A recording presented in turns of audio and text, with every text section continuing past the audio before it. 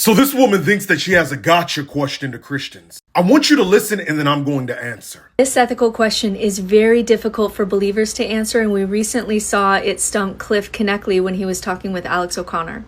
And Cliff's answer to this was called the most public embarrassment that they've seen in a debate for a long time, and he's receiving a lot of public backlash over it.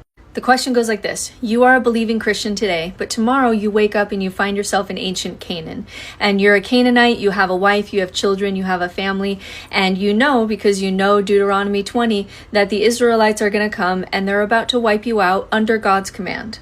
Not just you, but the women and children as well. The question is, do you fight against Israel?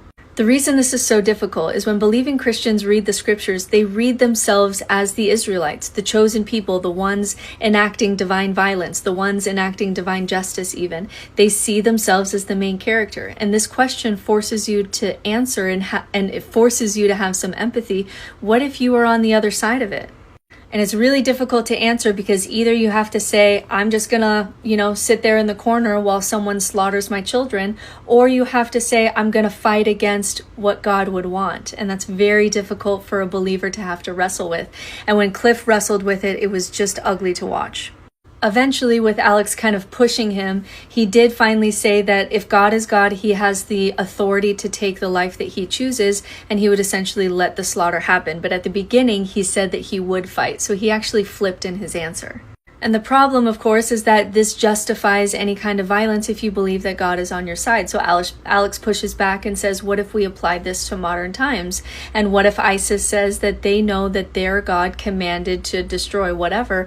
Should we accept that? So in essence, you're either a Canaanite or a Amalekite. 1 Samuel 15:3. God tells Israel to go strike Amalek and kill both man and woman, child and infant, and the animals. So number one, what would I do?